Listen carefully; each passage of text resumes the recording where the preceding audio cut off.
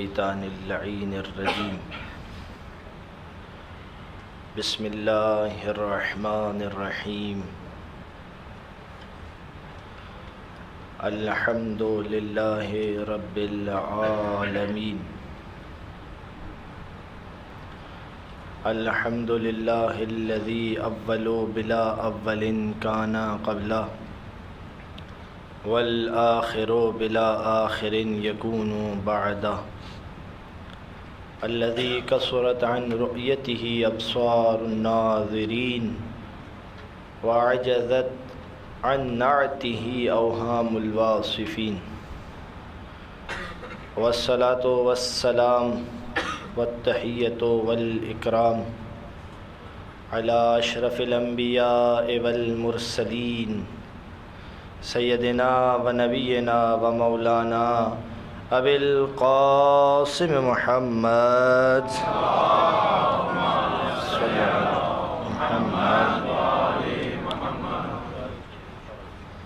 وعلى أهل بيته الطيبين الطاهرين المعصومين الذين أذهب الله عنهم الرجس وطهرهم تطهيرا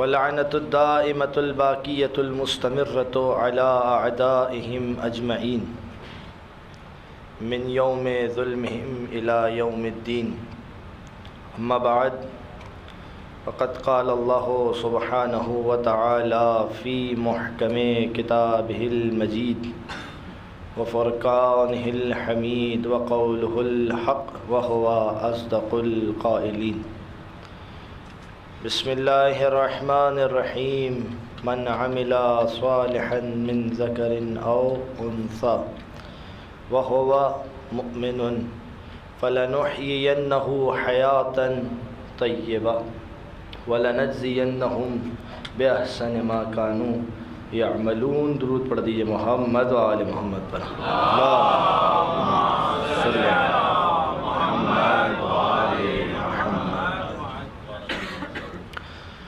معزز سامعین، گفتگو کو کل کی گفتگو کا تسلسل بنانا ہے، اور کل آپ کے سامنے چند ایک سوالوں کے جوابات دیے تھے، اور ایک آخری سوال کہ مولانا آپ نے یہ کہا کہ انسان نوح کی جناب نوح کی جو کشتی تھی وہ تو حقیقت میں ایک کشتی تھی، اور اس کا ایک وجود تھا، اور اس کشتی نے مقابلہ کیا پروردگار عالم کی جانب سے آنے والے ایک طوفان کا، کہ جو کہ عذاب کی صورت میں آیا تھا. تو یہاں پر جب اس کشتی سے محمد و آل محمد کو شباہت دی گئی، اور جب اس کشتی سے نبی اکرم نے اپنے اہل بیت کو شباہت دی، تو وہاں پر تو خارجی وجود تھا، یہاں پر کوئی خارجی وجود نہیں ہے، باہر کوئی کشتی کا وجود تو نہیں ہے. تو آپ کی خدمت میں پیش کیا تھا کہ وہاں پر کشتی اور طوفان ہے، یہاں پر تعلیمات آل محمد اور افکار باطل ہیں. یعنی آپ کو آج کے دور کے اندر جب کبھی افکار باطل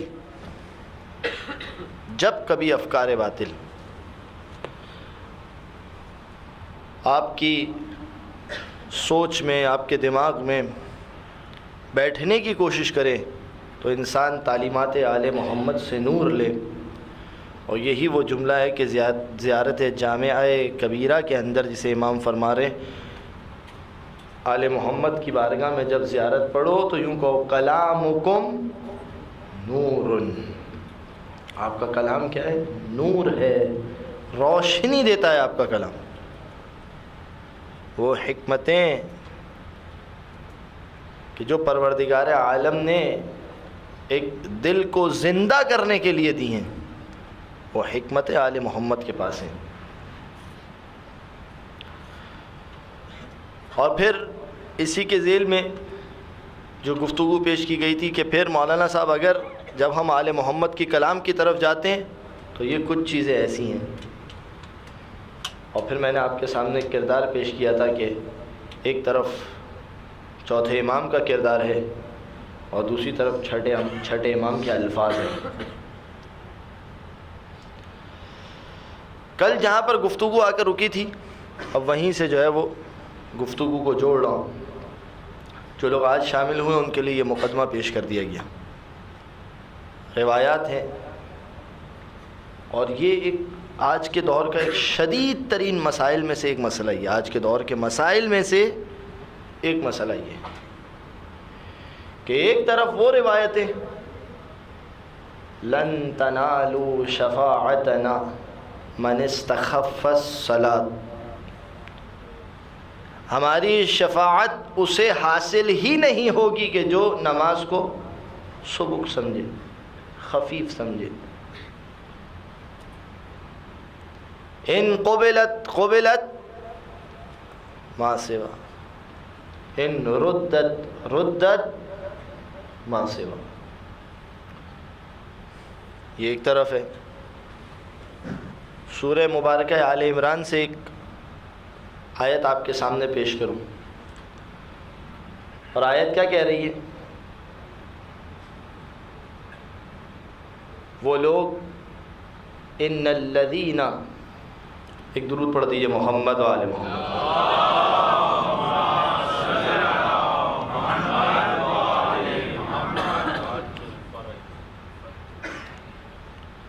ان الذین یکفرون بآیات اللہ،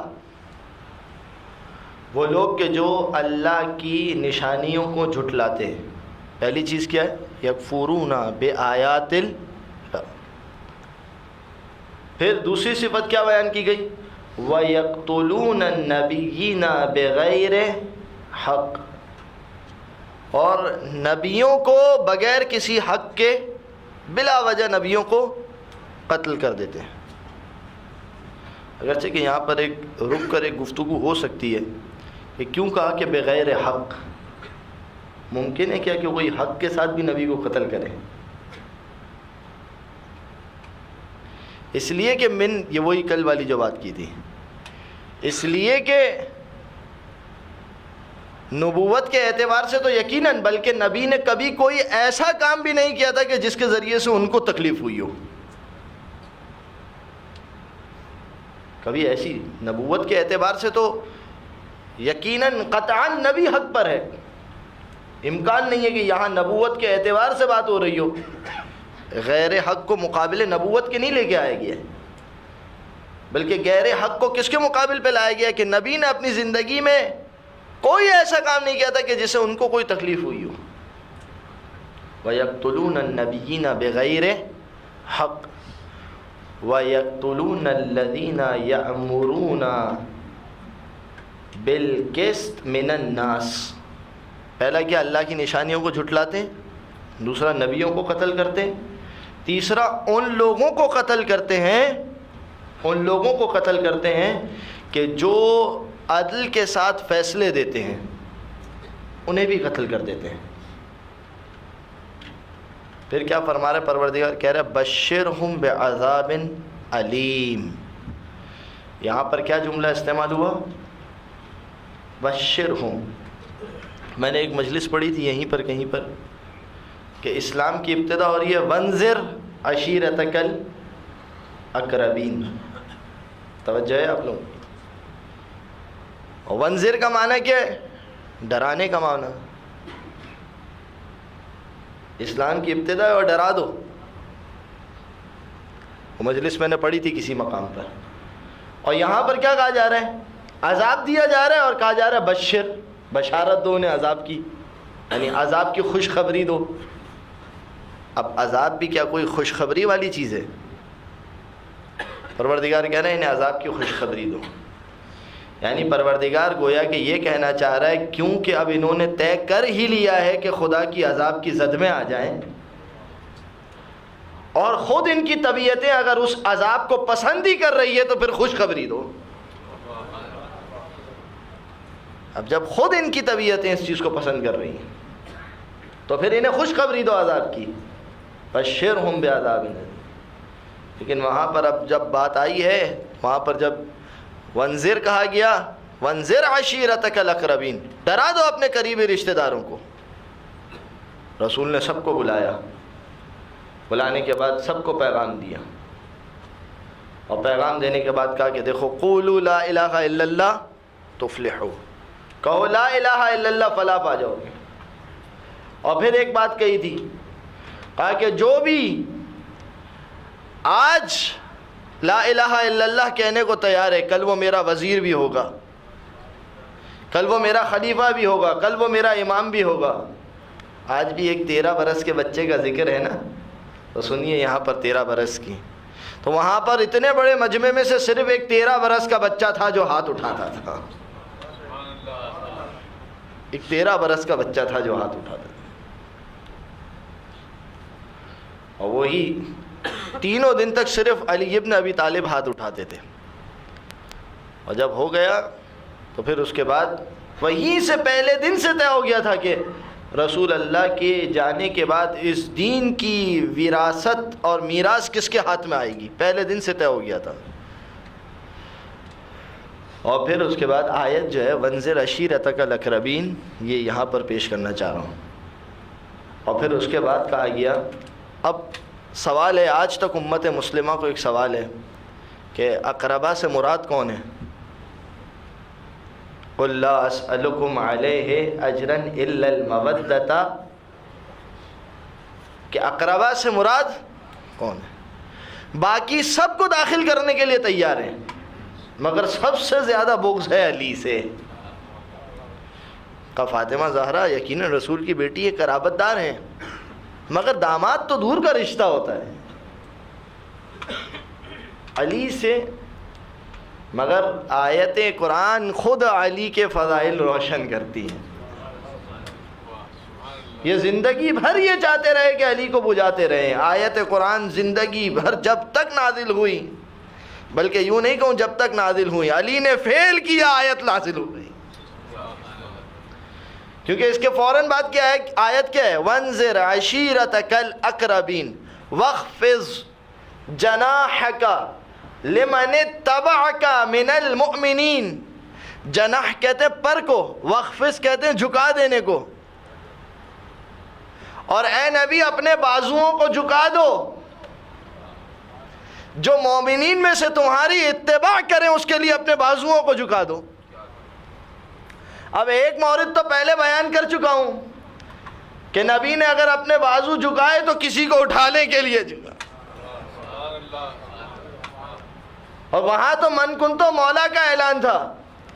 مگر ایک مقام پر تو نبی نے ایسے بازوؤں کو جھکایا کہ اسے دوشوں پر اٹھا لیا اور کہا کہ خانہ کعبہ کے بت وہی توڑ سکتا ہے کہ جس نے کبھی اس کے آگے سجدہ نہ کیا ہو. اب یہاں تو میں توڑوں یا علی تو. اور ایک مرتبہ علی کو بٹھایا اور بٹھانے کے بعد اتنا بلند کیا، علی کہتے ہیں دوش نبی پر میری بلندی کا یہ عالم تھا، ہاتھ بڑھا کر چھو سکتا تھا عرش کا تارا میں. اور ہاتھ بڑھا کر کیوں چھوتا میں عرش کے تارے کو، اس کو جب بلوا لیتا ہوں اپنے گھر پر میں. صرف یہی قرآن نہیں ہے میرا مدحت خاں، توریت و انجیل میں بھی ہوں ورق ورق پر میں.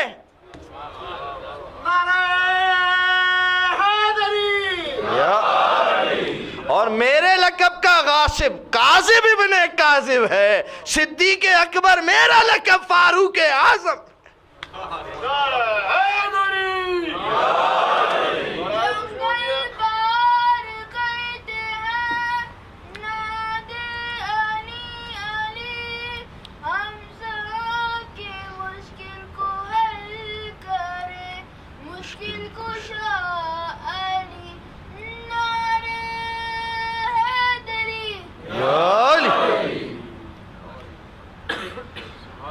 یہ دیکھو کہ دوش پیمبر پہ کون نظر آئے؟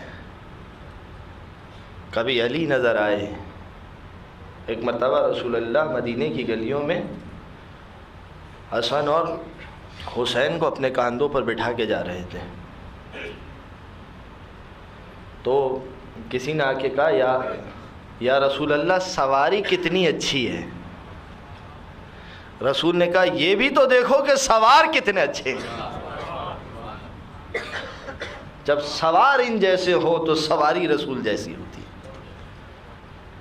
وخفض جناحک، وخفض جھکا دو اپنے کاندھوں کو، لمن اتبعک من المؤمنین،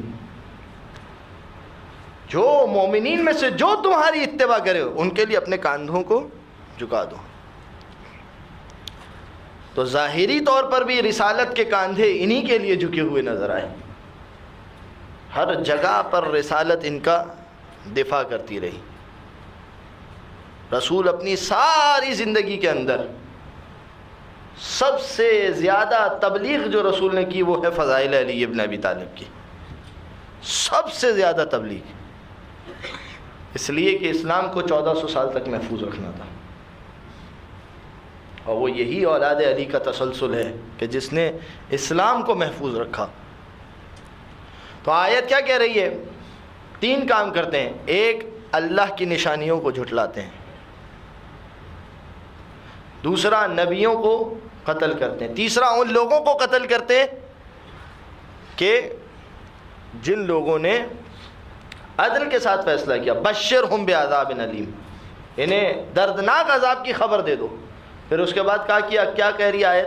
اولئک الذین حبطت اعمالہم فی الدنیا والآخرہ، یہ وہ لوگ ہیں کہ دنیا اور آخرت میں ان کے اعمال کو پروردگار عالم نے مٹا دیا. جو عمل کیا تھا سب ان کے عمل ختم ہو گئے. جو عمل کیا تھا سارے اعمال ان کے ختم ہو گئے. اب پھر سے دیکھیں آیت، کیا کام کرتے تھے؟ 3 کام کرتے تھے. کیا کام کرتے تھے؟ 3 کام کرتے تھے. پہلا، اللہ کی نشانیوں کو جھٹلایا کرتے تھے. دوسرا، پہلا کام کیا کرتے تھے؟ اللہ کی نشانیوں کو جھٹلایا کرتے. اگر ہے میرے ساتھ تو یہیں پر جملہ کہہ دوں. مولا فرما رہے نحن آیات اللہ الکبریٰ، ہم اللہ کی سب سے بڑی نشانی ہے. اب اگر کسی نے علی کو جھٹلا دیا اس کے بعد اپنے عمل پر فخر نہ کرے. نحن آیات اللہ الکبریٰ، ہم اللہ کی سب سے بڑی نشانی ہے. دوسرا کیا کام کیا کرتے تھے؟ نبیوں کو قتل کیا کرتے تھے. محمد مصطفیٰ نے کیا کہا تھا؟ حسین کو جب دیکھا تھا تو کہا تھا لحمک لحمی دمک دمی، حسین تیرا گوشت میرا گوشت، تیرا خون میرا خون. حسین منی و انا، میں حسین ہوں حسین. جب کربلا میں خنجر چلا ہے تو گویا کہ نبی قتل ہو رہے ہیں. اب ان کے اعمال کا کوئی فائدہ. تیسری چیز کیا تھی؟ دو چیزیں بیان کی. تیسری چیز کیا تھی؟ وَيَقْتُلُونَ الَّذِينَ، اور ان لوگوں کو قتل کرتے ہیں. کن لوگوں کو قتل کرتے ہیں؟ کہ جو عدل کے ساتھ حکم دیتے ہیں ان لوگوں کو بھی قتل کرتے ہیں. تاریخ اٹھا کے دیکھیے، علی ابن ابی طالب سے زیادہ کوئی عادل نظر آیا فیصلوں میں؟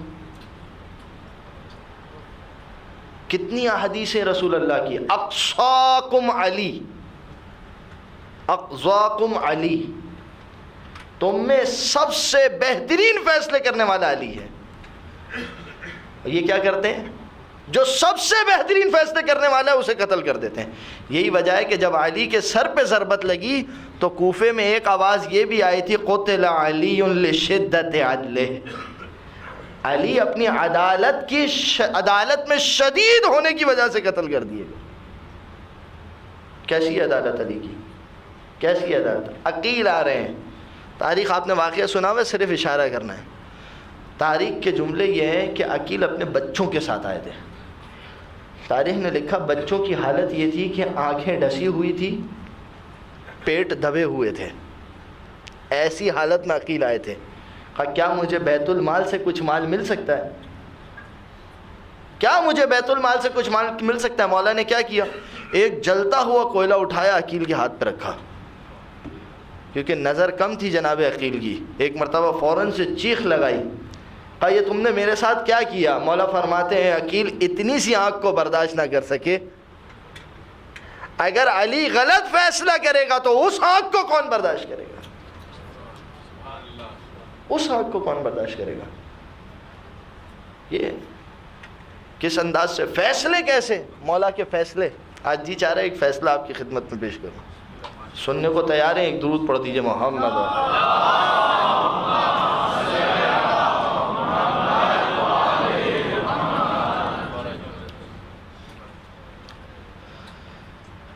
مولا کے پاس دو شخص آئے، کہا مولا معاملہ کچھ اس طریقے سے ہے، جو شکوہ لے کے آیا وہ کہہ رہا ہے کہ میری 3 روٹیاں تھیں اور میرے دوست کی 5 روٹیاں تھیں۔ میتھس بچے یقیناً پڑھتے ہیں، آپ لوگوں نے بھی یقیناً پڑھا ہے۔ دیکھیے علی کی کیلکولیشن دیکھیے گا، آج یہاں پر علی کی کیلکولیشن دیکھیے گا۔ کہا کہ مولا 3 روٹیاں میری تھی، 5 روٹیاں میرے دوست کی تھی۔ ہم کھانا کھانے کے لیے بیٹھے تھے کہ ایک شخص آیا اور اس نے کہا کہ مجھے بھی اپنے کھانے میں شریک کر لو۔ روٹیاں کل کتنی تھی؟ 8۔ کہا مولا جاتے ہوئے وہ 8 درہم دے گیا۔ میرے دوست نے مجھے 3 درہم دیے، کہا کہ تیری 3 روٹیاں تھیں، اور خود اس نے 5 درہم رکھے، کہا کیونکہ میری 5 روٹیاں تھیں۔ کہا مولا میں چاہتا ہوں کہ فیصلہ برابر کا ہو۔ دیکھیے ذہن میں رکھیے گا آیت، یقتلون الذین یأمرون بالقسط، جو عدل و انصاف کے ساتھ فیصلہ کرتے ہیں اسے قتل کر دیتے ہیں۔ پروردگار نے کیا کہا؟ آیت کا اختتام کیا؟ اولئک الذین حبطت اعمالہم فی الدنیا دنیا میں بھی ان کے اعمال کو ہم اپنے قبضے میں لے لیں گے، تالا لگا دیں گے ان کے اعمال پر۔ گویا کہ ایسا ہے کہ انہوں نے کوئی عمل ہی نہیں کیا، کوئی عمل انجام ہی نہیں دیا، یہ کریں گے۔ یہ آیت ذہن میں رہے، اس کے ذہن میں اب دیکھیے کون ہے جو اس طریقے سے فیصلہ کرے، کون ہے جو اس طریقے سے فیصلہ کرے سوائے علی کے۔ کہا اچھا 8 روٹیاں تھی، صاحب نے تمہارے دوست نے تمہیں 3 درہم دیے، خود اپنے پاس 5 درہم رکھے۔ کہا مولا اسی طریقے سے ہوا تھا۔ کہا میری مانو ایک مشورہ یہ ہے کہ اگر اس نے تمہیں اپنی رضائیت سے 3 درہم لیے تو اسے رکھ لو، کیونکہ اگر فیصلہ کروں گا تو تم صرف 1 درہم کے حقدار ہوگے۔ اللہ اکبر۔ کہا نہیں مولا فیصلہ کیجئے۔ اسی لیے کہتا ہوں بعض اوقات سوال نہ پوچھنا سوال پوچھنے سے بہتر ہوتا ہے۔ بعض اوقات، اور روایتوں کے اندر ہے، اصول کافی جا کے دیکھیے، باب علم و علماء، اس کے اندر آداب علم کے اندر ہے کہ جب تم سمجھ جاؤ نا کہ اس عالم کو جواب نہیں پتہ، جب تمہیں پتہ چل جائے تو پھر اس سے ذلیل کرنے کے لیے اس سے سوال مت کرو، کیونکہ پروردگار پھر تمہاری توفیقات کو کم کر دیتا ہے۔ اس لیے کہ کوئی معصوم نہیں ہے، صرف 14 ہی ہیں کہ جو عصمت کا دعویٰ کر سکتے ہیں، اس کے علاوہ کوئی معصوم نہیں ہے۔ تو ایک روایتوں کی تعداد ہے کہ بعض اوقات انسان کا سوال نہ پوچھنا انسان کے سوال پوچھنے سے بہتر ہوتا ہے، اور اسی طریقے سے بعض اوقات بیان نہ کرنا بیان کرنے سے بہتر ہوتا ہے، سکوت اختیار کرنا۔ اس لیے کہ بعض اوقات جب لوگ آتے ہیں تو لقلقۂ لسانی ہوتی ہے۔ مولا کے پاس ایک شخص آیا، مولا آپ یہ ہیں، مولا آپ وہ ہیں، اور کیونکہ مشکل ساری یہ ہے کہ علی اور خدا کے درمیان ایک اتنی باریک حد ہے،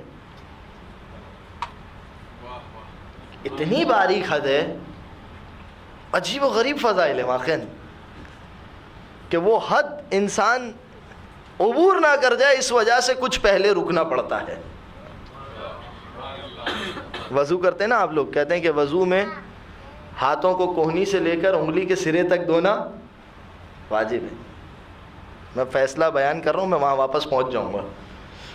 کونی سے لے کر انگلیوں کے سرے تک دھونا واجب ہے، لیکن یہ یقین حاصل کرنے کے لیے کہ یہ حصہ پورا دھلا ہے، انسان کو چاہیے کہ کونیوں سے کچھ، بس یہ یقین حاصل کرنے کے لیے کہیں انسان شرک میں نہ مبتلا ہو جائے، تھوڑا پہلے رکنا پڑتا ہے.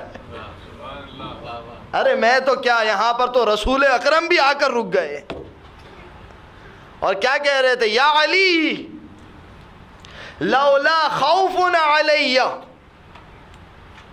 اے علی اگر مجھے یہ خوف نہ ہوتا، لقال فیک کما قال فی عیسیٰ کما قال النصارى فی عیسیٰ. اے علی اگر مجھے خوف نہ ہوتا کہ لوگوں نے جو نصارہ نے جو عیسیٰ کے بارے میں کہا ہے وہ لوگ تیرے بارے میں بھی کہیں گے، خدا کی قسم تیرے ایسے فضائل بیان کرتا عقل متحیر ہو جاتی. نعرہ حیدری، ایسے فضائل بیان کرتا. میر انیس نے شعر لکھا، آج میں نے پڑھا تھا ایک مجلس میں، یہاں بھی پڑھتا ہوں، سنیں اگر اب آپ لوگ اگر تازہ دم ہوئے ہیں تو. خورشید فلک عکس در تاج علی ہے. خورشید فلک عکس در تاج علی، عکس یعنی سایہ، یعنی وہ سورج کی بھی جو کرنیں ہیں نا وہ علی سے روشنی لیتی ہیں. خورشید فلک عکس در تاج علی ہے، کرسی سے فضوں پایہ معراج علی ہے. فضوں یعنی بلند، کرسی سے بھی بلند. کرسی سے فضوں پایہ معراج علی ہے، مریم سے فضوں رتبہ ازواج علی ہے. اور اب چوتھا مصرع سنیے، خالق کے سوا جو ہے وہ محتاج علی ہے.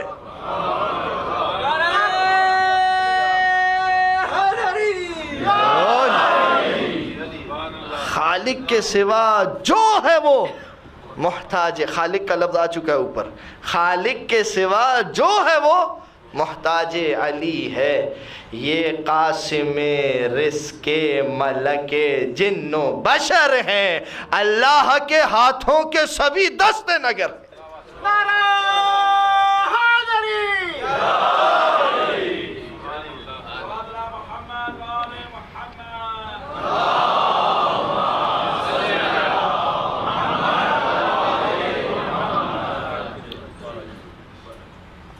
عجیب ہے مرتبہ. تو بعض اوقات اس وجہ سے فضائل علی کے رکنا پڑتا ہے، شبہہ دائر نہ ہو جائے. اگرچہ کہ ایک شاعر نے بہت اچھا شعر لکھا ہے، جھوٹ کا رنگ کب سچ پہ چڑھا دیتے ہیں، حق کا فرمان زمانے کو سنا دیتے ہیں. ہم کو حیدر کے فضائل کی کوئی حد نہ ملی، تم کو شکوہ ہے کہ ہم حد سے بڑھا دیں. ایک درود پڑھ دیجئے، محمد و آل محمد.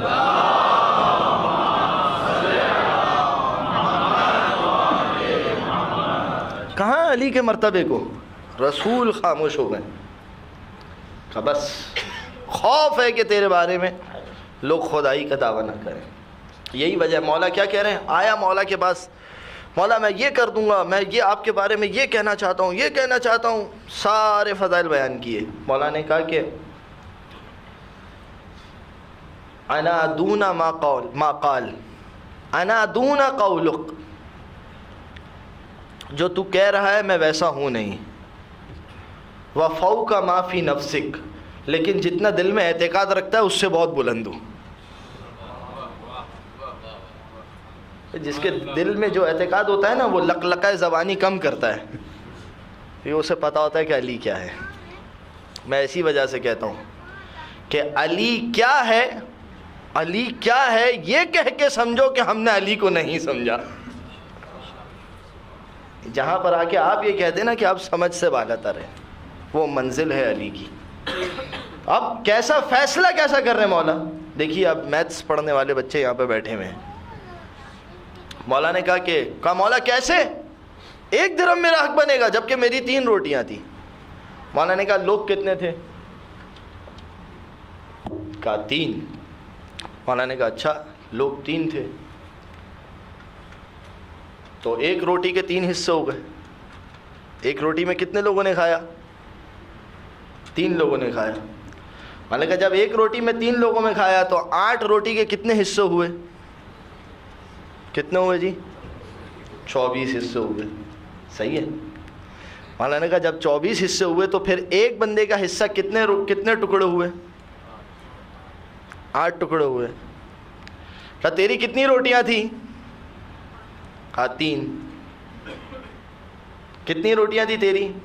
کہا 3. کہا تیرے دوست کی کتنی روٹیاں تھی؟ کہا 5. کہا 5 کے کتنے ٹکڑے ہوئے؟ 15.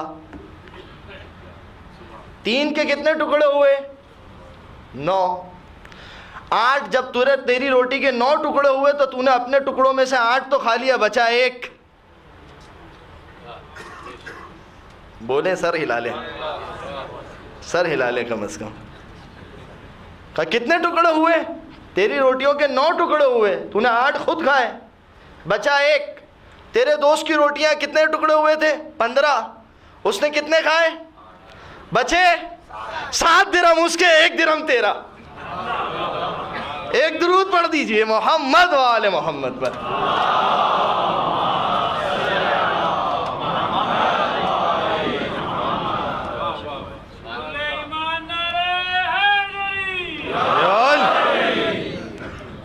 کیسا فیصلہ ہے. اس زمانے میں مولا فارمولے دے کے جا رہے ہیں, میتھس سمجھا رہے ہیں. یہ مت سمجھنا کہ آج میڈیکل سائنس کو جب دیکھو اتنے عروج پہ, ہمارے امام یہ کر سکتے تھے یا نہیں کر سکتے تھے؟ کیوں؟ اس لیے کہ یہ ساری خلقت جو آپ کے سامنے, یہ انسان کی عقل کی ایجاد ہے, اور انہوں نے انسان کی عقل کو اس وقت بنتے ہوئے دیکھا جب آدم کا پتلا تیار ہو رہا تھا. کبھی یہ دیکھ کر نہیں, بہت سے نوجوان سوال کرتے ہیں مولانا دیکھیں آج سائنس اتنی, کیا مولا کے پاس, ہمارے ائمہ کے پاس اس سے بلند علم ہوگا؟ یہ کچھ بھی نہیں ہے. یہ دنیا جو ساری کی ساری ہے یہ ان کے صدقے میں. وہ ایک شخص آیا تھا نا سورہ یاسین کے اندر ہے, پروردگار کے پاس آیا, رسول اللہ کے پاس آیا, کہا یا رسول اللہ یہ ہڈی ہے, دیکھیں کیا حالت ہو گئی, ہڈی کو دیکھیں. کیا پروردگار عالم اسے زندہ کرے گا؟ اسے زندہ کرے گا؟ رسول اللہ نے کہا یحییھا الذی انشأھا اول مرۃ. ترجمہ میں اپنے الفاظ میں کر رہا ہوں. آج تو تم میٹر لے کر آئے ہو, اس نے جب بنایا تھا تب تو میٹر بھی خود بنایا تھا. آج تو تم مادہ لے کر آ رہے ہو. یہ تو دیکھو یہ ساری کی ساری چیزیں بنی, اس کا میٹر کس نے دیا تھا؟ یقین پختہ ہونا چاہیے توحید پر, امامت پر. عالم امام عالم امت ہوتا ہے, امت میں سب سے زیادہ علم ہوگا عالم امام کے پاس. یہ ہے. ایک اور فیصلہ آپ کی خدمت میں پیش کرتا ہوں, یہ مزہ آئے گا آپ کو سننے میں, اس لیے کہ اس میں تولی کے ساتھ ساتھ ایک اور رخ بھی ہے. اب آپ خود سمجھ جائیے, رخ ایک اور بھی ہے. ایک بڑھیا آئی اور آنے کے بعد کہتی ہے دوسری خلافت کا دور ہے. 2 لوگ آئے اور آنے کے بعد جو ہے وہ بڑھیا کے پاس امانت رکھوائی. اچھا جب پورا واقعہ بتا رہا ہوں اس سے پہلے ایک مقدمہ. آپ دیکھنا مولا نے اس مسئلے کو کتنی آسانی سے حل کیا, اور جو تخت پہ بیٹھا ہوا تھا وہ اس کا کوئی فیصلہ نہیں دے پایا, اور مولا نے اسے ایسے حل کیا جیسا اب میں آپ کو بتاؤں گا تو آپ کہیں گے واقعی یہ چھوٹے چھوٹے عجائبات ہیں, چھوٹے چھوٹے عجائبات ہیں. کہاں وہ عجیب چیزیں کہ جو علی سے صادر ہو رہی ہیں. یہی وجہ ہے کہ روایات ہیں ہمارے پاس, انا امرنا صعب مستصعب. ہمارا امر بہت مشکل ہے, آسان نہیں ہے. انا امرنا صعب, صعب کہتے ہیں مشکل ہے, مستصعب مشکل کو طلب بھی کرتا ہے. اتنی آسانی سے مل بھی نہیں جائے گا تمہیں, مشکل کو طلب کرتا ہے. لا يتحملہ, 3 لوگ اسے اٹھا سکتے ہیں. لا يتحمله الا ملک مقرب او نبی مرسل او مؤمن صالح امتحن اللہ قلبہ للایمان.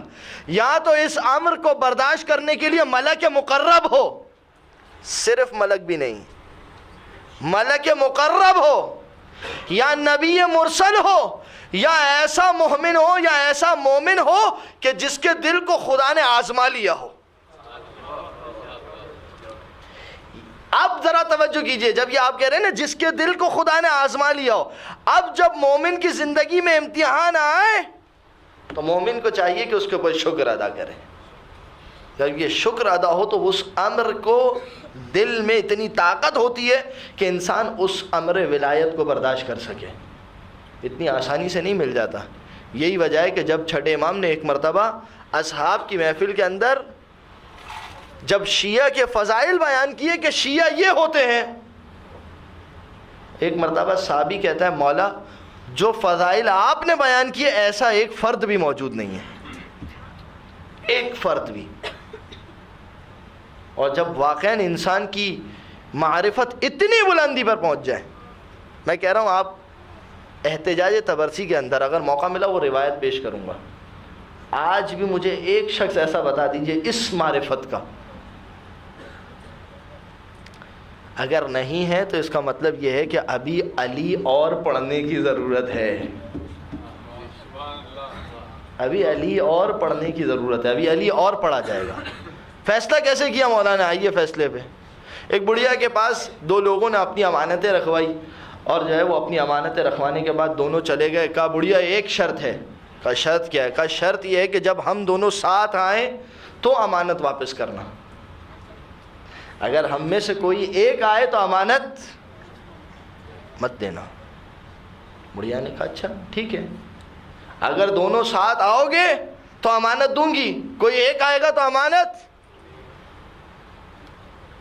چور کا بھائی گھنٹی چور،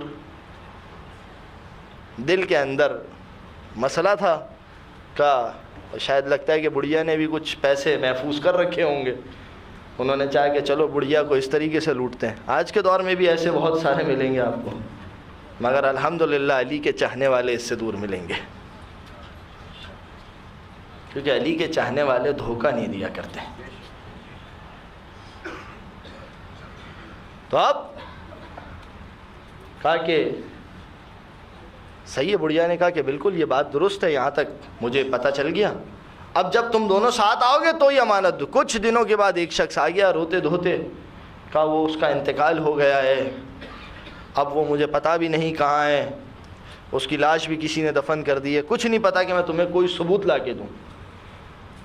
بڑھیا کو رحم آ گیا، اس نے امانتیں اٹھائی اور وہ پیسے جو ہے وہ 20,000 دینار تھے اور اس شخص کو دے دیے. کہا یہ لو جاؤ. یہ جیسے ہی گیا پیچھے سے دوسرا آ گیا. کہا وہ امانت مجھے دے دو، میرا جو شخص ہے وہ دوست ہے وہ جو ہے وہ مر چکا ہے. بڑھیا نے کہا کہ ابھی تھوڑی دیر پہلے آ کے وہ امانتیں لے کے گیا. کہا کیا کریں؟ کہا معاملے کو لے کے جاؤ خلیفہ کے دربار میں. خلیفہ کے دربار میں معاملہ گیا. خلیفہ نے کہا کہ بڑھیا کی ذمہ داری یہ ہے کہ چونکہ اس کا 10,000 دینار اس میں حصہ تھا، لہذا اب بڑھیا اسے 10,000 دینار دے گی. بڑھیا نے چیخنا چلانا شروع کیا. کہا ایک گزارش ہے صرف، 10,000 دینار بہت بڑی رقم ہوتی تھی. یہ یاد رکھیے ایک چیز، درہم، جب بھی لفظ درہم آئے مطلب چاندی کا سکہ، دینار مطلب سونے کا سکہ. 10,000 دینار مطلب 10,000 سونے کے سکے. بڑھیا نے کہا اگر زندگی بھی نکل جائے تو نہیں دے سکتی. اب جو ہے یہ بڑھیا کہا کہ ایک صرف گزارش ہے کہ میرے فیصلے کو علی کی بارگاہ میں دے دو. کہا اور کچھ تم سے نہیں مانگتی. تم کیا دو گے کسی کو؟ جو رسول کا سب کھا کے بیٹھ گئے وہ کسی کو کیا دیں گے؟ کہا صرف ایک کام یہ کرو، میرے فیصلے کو علی کی بارگاہ میں لے جاؤ. اب دیکھیے مولا نے کیسا حل کیا. اور اس پہ بولیے گا ضرور، اگر سمجھ میں آئے نا بولیے گا ضرور، میرا دل خوش ہوگا. اس لیے کہ جب علی کے ذکر پہ آپ خوش ہوتے ہیں نا تو میں اور زیادہ خوش ہوتا ہوں. تو دیکھیے اب جیسے ہی مولا کے پاس یہ فیصلہ کیا، مولا نے کہا، بڑھیا آئی روتے ہوئے کہا مولا یہ سارا ماجرا تھا، ان دونوں نے میرے پاس پیسے رکھوائے تھے، مجھ سے کہا تھا جب ہم دونوں ساتھ آئے تو دینا۔ ایک آیا اس نے رونا دھونا شروع کیا، میں نے اس کے ہاتھ میں دے دیا، پیچھے سے دوسرا شخص آیا، مولا نے کہا کہ رک جا۔ کہا اب یہ ایک شخص آیا ہے، یہ ایک شخص آیا ہے، شرط کیا تھی؟ مولا نے کہا جا پہلے دوسرے کو لے آ پھر پیسے۔ ایک درود پڑھ دیجئے محمد و آل محمد پر۔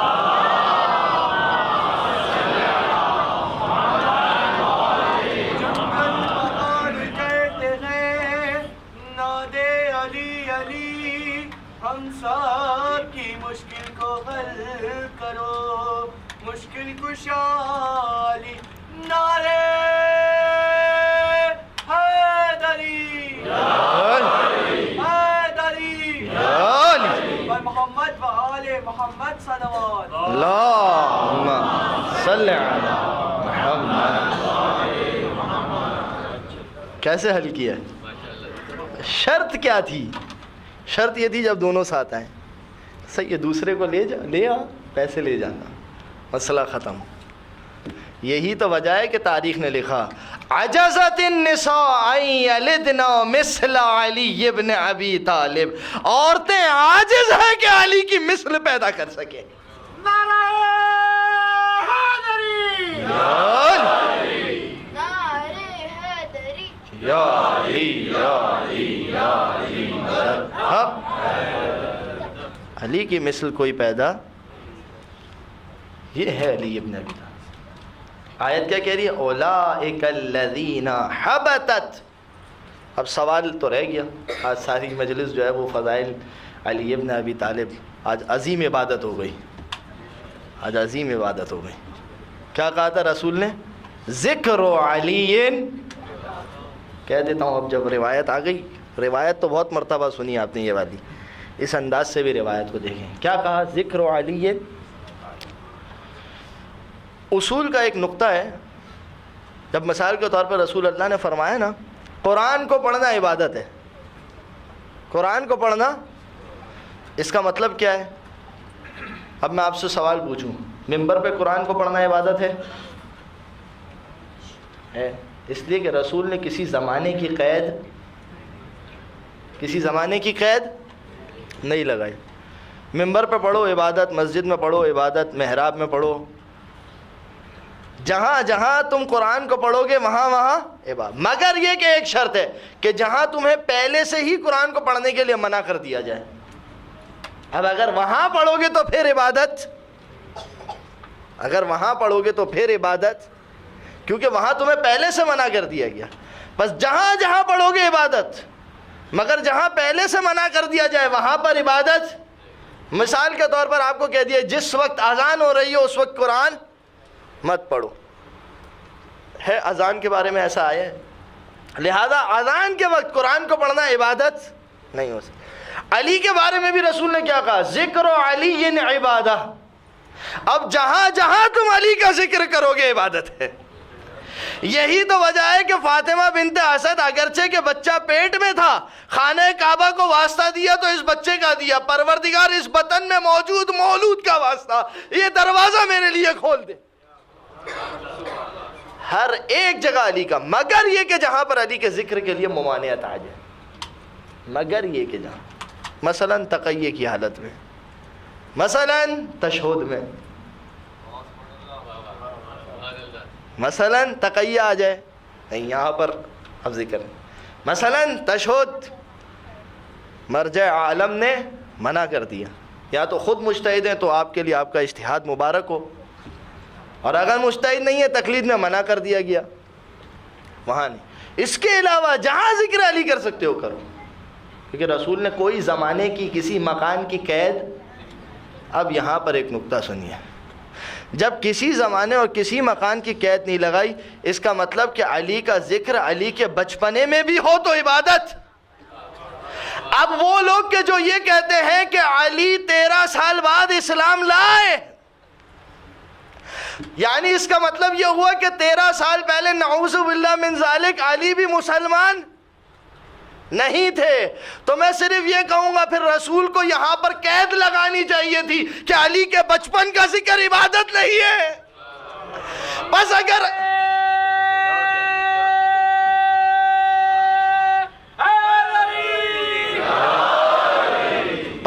علی کے بچپن، اللہ صلی علی محمد، بس میں منزل مصائب پر جا رہا ہوں۔ اس کا مطلب کیا ہے؟ علی کے بچپن کا ذکر بھی عبادت اگر ہے، اس کا مطلب یہ ہے اب ہمارا نظریہ صحیح ہے۔ کہتے ہیں کہ علی نے بچوں میں سب سے پہلے علی اسلام لائے۔ ہم یہ کہتے ہیں کہ علی مسلمان اسلام لائے، علی کافر کب تھے؟ کہ لانے کی بات وہاں پر ہوتی ہے کہ جو چیز نہ ہو کوئی لے کر آئے۔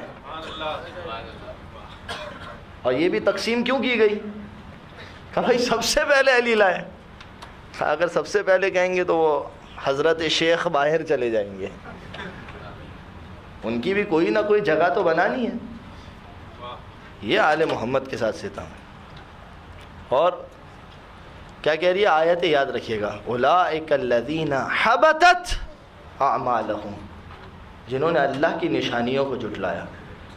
اور کس طریقے سے یہ اللہ کی نشانیاں ہیں، کس طریقے سے انہوں نے آل محمد کے دین کا دفاع کیا۔ ایک یہ بچپن ہے، اور شاعر نے ایک 4 مصرع لکھے، وہ بھی سنیے۔ آج جس شہید کا ذکر کرنا ہے، کیا کرب و بلا کے میدان میں اسلام کی قسمت جاگے ہے، ایک 13 برس کے بچے سے 9 لاکھ کا لشکر بھاگے ہے، قاسم جو چلے سوئے میدان تھے پیچھے پیچھے غازی بھی، حیدر کی جوانی پیچھے ہے، حیدر کا لڑکپن آگے۔ ایسے چلے ہیں قاسم، اور کس انداز سے ان کی قربانیاں ہیں آل محمد کو بچانے کے لیے۔ جب شہزادہ قاسم کا ایک رجس آپ کے سامنے صرف ترجمہ کروں اور میں منزل مصائب پر آ جاؤں گا۔ رجس کیا پڑھا تھا جب میدان میں آئے تھے؟ کہا ان تنکرونی انا ابن الحسن، اگر تم نہیں جانتے تو جانو کہ میں حسن کا بیٹا ہوں۔ میں کس کا بیٹا ہوں؟ حسن کا بیٹا۔ ان تنکرونی فانا ابن الحسن سبت النبی المصطفیٰ مؤتمن، اس نبی کا نواسا ہوں کہ یاد کرو کسی زمانے میں تمہاری امانتیں اس کے پاس ہوتی تھی۔ کیا رسول نے کبھی تمہاری امانتوں میں خیانت کی؟ پھر اس کے بعد کہتے ہیں حاضل حسین کا اسیر المرتہن، مرتہن کہتے ہیں کہ کسی چیز کو رہن میں رکھوا دیا جائے، اور یہ حسین اسی نبی کا نواسا ہے کہ جس کی امانتیں تمہارے پاس ہوا کرتی تھی، آج یہ حسین تمہارے پاس ہے، آج یہ حسین تمہارا، اور تم اس کے ساتھ کیا کر رہے ہو؟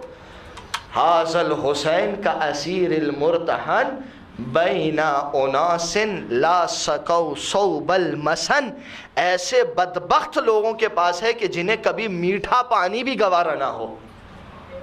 کس طریقے سے 13 برس کا بچہ ہے مگر حسین کی حمایت میں کیسے اشعار کہہ رہے ہیں۔ تاریخ نے لکھا کہ کربلا کے میدان کے اندر جناب قاسم علیہ السلام خیمہ حسین کے بعد چکر لگاتے تھے، ہاتھ میں تلوار لیے، اور ایک جملہ کہتے جاتے تھے، ارے کیسے میرے چچا کو موت آئے گی، ابھی قاسم زندہ ہے، ابھی قاسم زندہ ہے، کیسے میرے چچا کو موت آئے گی۔ ہاں عزاداران امام مظلوم کربلا، جب شب عاشور امام حسین نے سب انصاروں کو بلایا، سب انصار کو بلایا، اور بلانے کے بعد کہا کہ دیکھو تم اس طریقے سے شہید ہوگے، تم اس طریقے سے شہید ہوگے، تم فلاں مقام پہ شہید ہوگے۔ ایک مرتبہ شہزادہ قاسم کھڑے ہوئے اور کھڑے ہو کے کہتے ہیں چچا جان میرا مقام شہادت کہاں پر ہے؟ حسین نے قریب بلایا، قریب بلانے کے بعد کہا قاسم یہ بتاؤ، پہلے مجھے یہ بتاؤ کیفا تدرک الموت، موت کو کیسے دیکھتے ہو؟ 13 برس کے قاسم کہتے ہیں احلی من العسل شہد سے زیادہ شیریں مجھے موت نظر آتی ہے۔ عزاداران امام مظلوم کربلا ایک جملہ کا قاسم کل شہید ہونے والے میں تم بھی ہوگے۔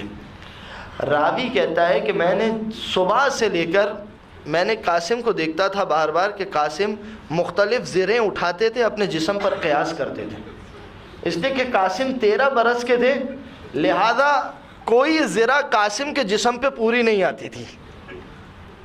اسی طریقے سے جب سر پہ خول رکھتے تھے تو خول بھی قاسم کے سر پہ پورا نہیں آتا تھا۔ بچے کی کیفیت دیکھ رہے ہیں، نہ زیرہ پوری آتی تھی نہ خول پورا آتا تھا۔ اب میں ایک منظر آپ کے سامنے پیش کر رہا ہوں، دیکھیں جب تاریخ لکھنے والا کبھی تاریخ لکھتا ہے نا تو کسی بھی منظر کے اندر حمید ابن مسلم نے یہ نہیں لکھا کہ میں نے دیکھا کہ گھوڑے پر ایک بچہ سوار ہو کر آیا ہے کہ علیہ القمیص والازار، یعنی اس بچے نے قمیص پہنی ہوئی تھی، توجہ کیجیے گا، اس بچے نے قمیص پہنی ہوئی تھی اور اس بچے کے پیر میں ایک معمولی سی نعلین تھی کہ جس کا تسمہ ٹوٹا ہوا تھا، جس کا تسمہ، یعنی اس کا مطلب یہ ہوا، میں نے بہت دیر تک سوچا کہ راوی اس منظر کو کیوں لکھ رہا ہے۔ اس کا مطلب یہ ہوا کہ کربلا کے میدان میں جب قاسم گئے تھے تو جنگی لباس پہنا ہوا، بس اس ایک مصیبت کو ابھی اپنے ذہن میں رکھنا، جنگی لباس پہنا ہوا نہیں تھا قاسم نے، جبھی فوراً سے تاریخ نے اس منظر کو لکھ دیا۔ بس عزاداران امام مظلوم کربلا، اب رونے کے لیے آئے ہو، مصائب کی طرف آگے بڑھ رہا ہوں۔ ایک مرتبہ جب صبح عاشور قاسم مولا حسین کے پاس آئے اور کہا چچا جان اب مجھے لڑنے کی اجازت دیجیے، راوی کہتا ہے میں نے دیکھا قاسم کو گلے سے لگا کر دیر تک حسین گریا کرتے رہے۔ ارے قاسم میرے بھائی حسن کی آخری نشانی ہے، قاسم تجھے کیسے میدان میں جانے کی اجازت دے دوں؟ راوی کہتا ہے ایک وقت ایسا آیا روتے روتے حسین کو بھی غش آ گیا، قاسم کو بھی غش آ گیا۔ عزادارو ایک جملہ کہوں گا، جب کوئی بے ہوش ہوتا ہے اسے ہوش میں لانے کے لیے پانی چھڑکا جاتا ہے۔ ارے عزادارو حسین کی غربت ایسی، پانی ہو تو کوئی چھڑک، پانی ہو تو کوئی چھڑک سکے۔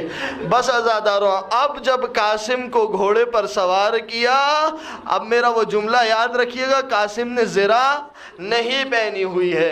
حمید ابن مسلم کہتا ہے عمر ساتھ میری طرف آگے بڑھا اور آگے بڑھ کے کہتا ہے کہ دیکھنا لأشدن علیک، دیکھنا اس بچے پر کیسے شدت سے وار کروں گا۔ میں نے کہا عمر ساتھ 13 سال کا بچہ ہے، حسین کے اتنے لوگوں کو شہید کر دیا، کہا نہیں اس بچے پہ بھی ایسی شدت سے وار کروں گا۔ حمید کہتا ہے عمر ساتھ آگے بڑھا۔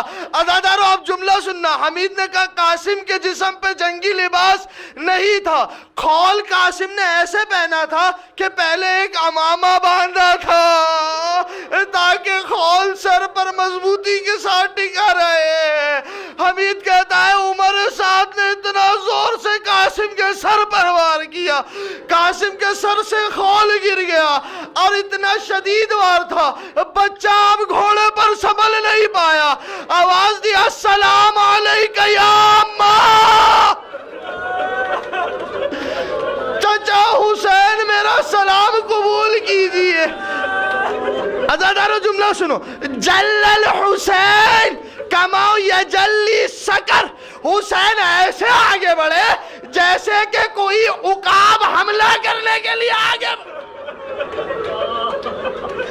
حمید ابن مسلم کہتا ہے مجھے سمجھ میں نہیں آیا حسین اتنی شدت سے کبھی آگے نہیں بڑھے تھے۔ اجرکم علی الزہرا، حمید ابن مسلم کہتا ہے حسین اتنی شدت سے کبھی آگے نہیں بڑھے تھے، مگر ابھی حسین اتنی شدت سے آگے کیوں بڑھے؟ کہ میں نے دیکھا کہ عمر سعد قاسم کا گلا کاٹنا چاہتا تھا۔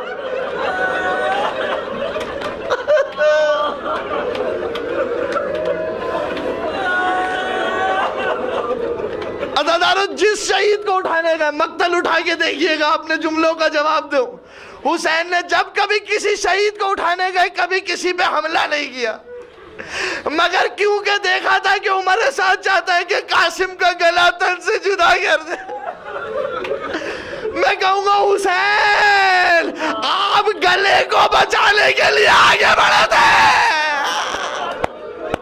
اجرکم الازہر، اگر یہ مصیبت سمجھ چکے، اگر یہ مصیبت، عزادارو ذرا توجہ کرو نا، پھر سے جملہ سنو، حسین کیوں آگے بڑھے تھے؟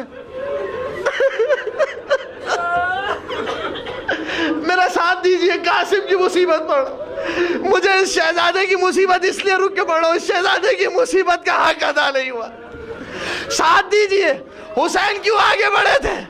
اس لیے آگے بڑھے تھے کہ خالی گلا بچا سکے، مگر جب حسین حملہ کرنے گیا، فوج اشکیا نے دیکھا عمر سعد حسین کی زد میں آ گیا، ایک مرتبہ گھوڑوں نے ایڑ لگائے کہ عمر سعد کو بچا لے، مگر عزادارو جب گھوڑے کی ایڑ لگی، لاشِ قاسم تو زمین پر پڑا تھا۔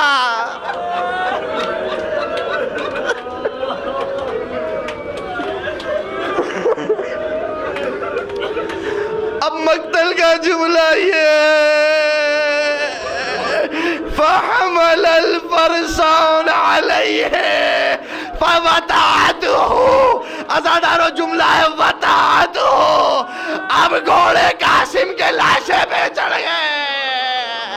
میں کہوں گا حسین سر کٹتا ہوا نہ دیکھ سکے، ارے پامال لاشا کیسے؟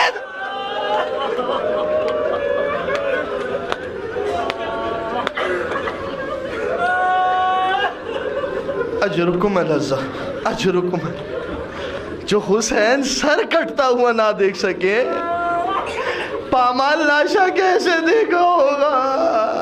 عزادارو یہی وجہ تھی کہ عزادارو نے امام مظلوم کربلا، اب ذرا میری تقریر کا پہلا جملہ دیکھیے، میں نے کیا کہا تھا؟ قاسم کے جسم پہ زرا موجود نہیں تھی، عزادارو زرا ہو تو جسم پھر بھی کچھ بچ جایا کرتا۔ اللہ جانے پامالی قاسم کا منظر کیسا ہوگا، کس طریقے سے لاشا پامال ہوا ہوگا۔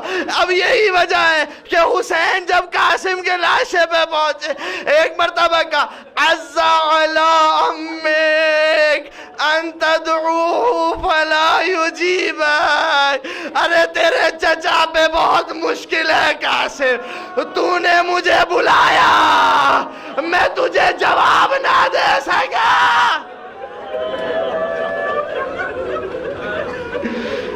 میں تجھے جواب نہ دے سکا۔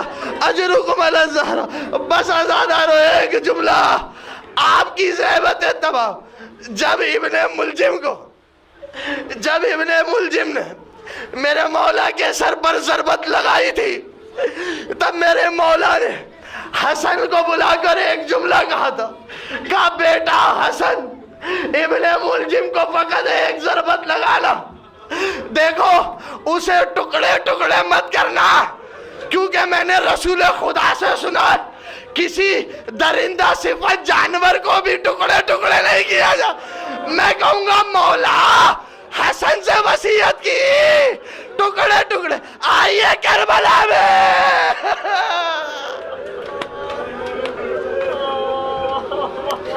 حسن کی نشانی قاسم، سرزمین کربلا پر ٹکڑے ٹکڑے ہوئی، شاید حسین کو حسن یاد آ گئے۔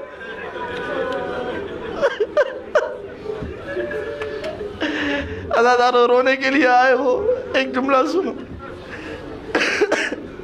ایک جملہ بس، زحمت ہے، ہر انسان کا جگر ایک مرتبہ چھل نہیں ہو سکتا ہے، حسن کا جگر 2 مرتبہ بھارا ایک زہر دگانے۔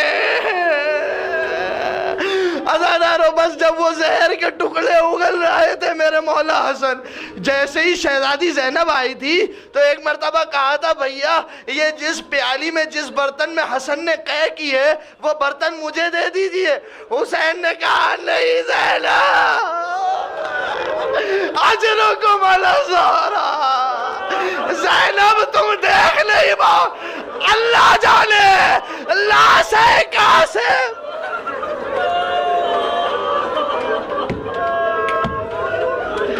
اللہ جانے لاش قاسم کو زینب نے کہا۔ اب منظر یہ ہے عزادارو، ایک منظر میں پڑھ چکا ہوں ایک محفل میں، دوسرا منظر یہ ہے، دیکھیے 13 برس کے بچے کا قد چھوٹا ہوا کرتا، حسین کا قد بلند تھا۔ راوی کہتا ہے حسین ایسے جا رہے تھے، قاسم کے سینے کو اپنے سینے پر رکھا تھا اور قاسم کے پیر زمین پر خط کھینچ رہے تھے۔ عزادارو اگر حسین کھڑے ہوتے تو سینے سے سینہ ملے تو بچے کے پیر زمین پر خط نہیں کھینچ سکتے۔ بس تھوڑا سا ساتھ دے دی۔ دیکھیے 13 برس کا بچہ چھوٹا ہوا کرتا ہے، کبھی اپنے بچے کو سینے سے سینہ ملا کے دیکھیے گا، بچے کے پیر زمین پہ خط نہیں کھینچ سکتے۔ اس کا مطلب یہ ہے کہ لاش قاسم کو حسین اٹھا نہ سکے، اپنے آپ کو کونیوں کے بل بٹھایا، قاسم کو سینے سے لگا، قاسم کے پیر خط